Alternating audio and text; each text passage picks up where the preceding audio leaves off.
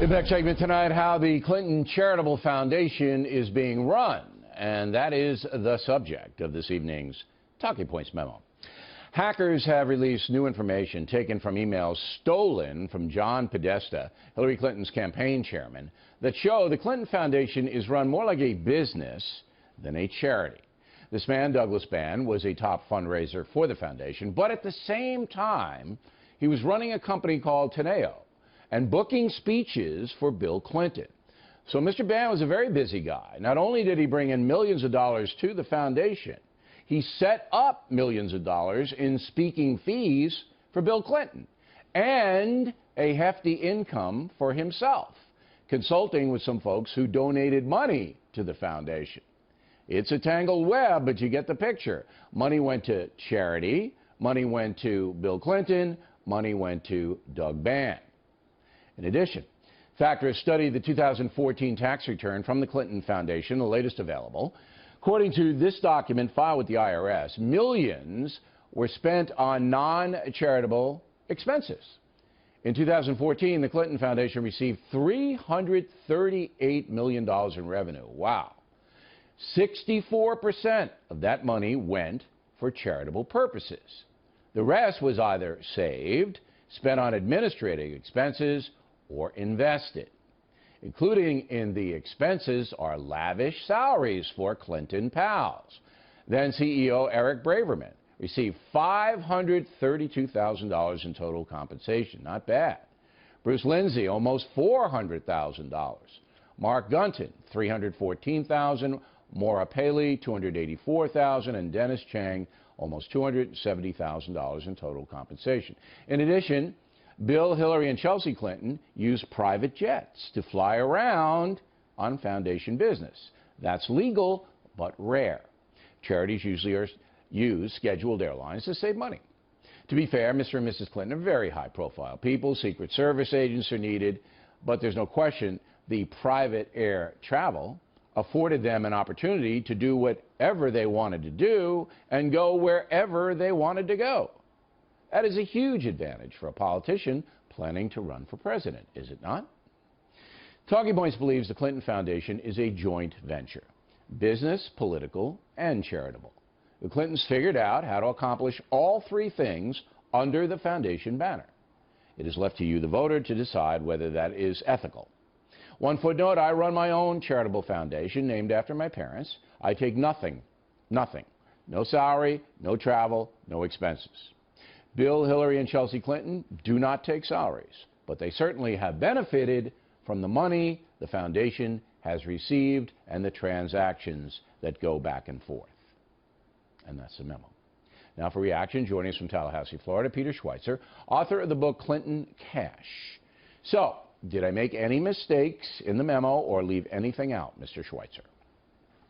No, I think that's a great summary of the Clinton blur, as I call it, between their philanthropic, their profit-making ventures and their political ventures. I would add, however, that the critical ingredient is the fact that they had political power at this time. And there was a review done, this came out in WikiLeaks as well, a 2011 review done by Simpson Thacher at the request of Chelsea Clinton of the Clinton Foundation. And one of the things it found is that Clinton Foundation donors had, quote, an expectation of a quid pro quo for their gifts, end quote. So I think it's all related to influence peddling and the fact that these donors that were giving all this money were expecting favorable action from Hillary Clinton as Secretary but of State. I have studied this, and so has my staff, and they're the best in the business.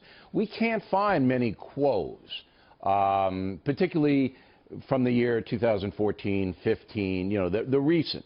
Now, you can go back with the uranium stuff. There's a Colombia, South America kind of deal here.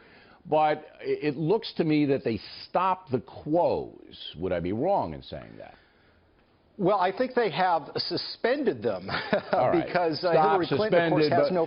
In 14, we don't see a lot of quo coming back. In fact, it's interesting because why, maybe you can answer this, I hope you can, why would people going through Doug Bann giving money to the Clinton Foundation for charitable purposes, why would they turn around and give President Clinton $250,000 to speak. I mean, what's in it for them? They're giving the money to charity. Why do they have to give him $250,000?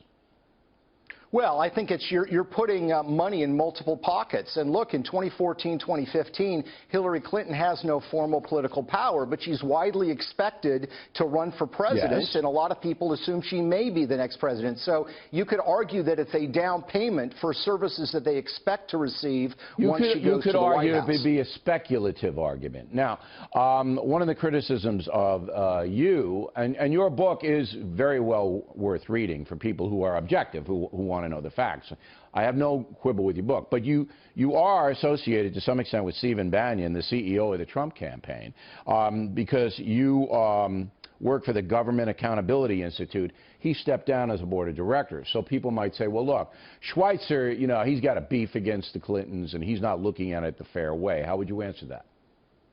Well, what I would say is we started researching the Clintons in 2013. We formed the Government Accountability Institute a couple of years before that. We went after congressional insider trading involving both Republicans and Democrats, leadership PACs, which I've been on your show to talk about. Yeah. So we go after all forms of corruption. I would just argue that the Clintons are sort of the alphas as far as self-enrichment from politics. And we started this well before Donald Trump was ever a candidate. Hillary Clinton had announced. Right, but you have some conservative friends but Sure. I don't even care about that. Last question. Do you believe that the Clinton Foundation is corrupt? I do, and I think it warrants federal investigation. I'm not a lawyer, but I think when you look at this internal review, you look at the ABC News report from a couple weeks ago about Haitian contracts going specifically to Clinton Foundation donors. It's that explicit in the emails. If you are not an FOB, friend of Bill, you're not allowed to compete for a contract. That, to me, is clear evidence of quid pro quo. In Haiti, yes. In Haiti, the Haiti thing is troubling. There's no doubt. If Trump's elected, it'll get investigated.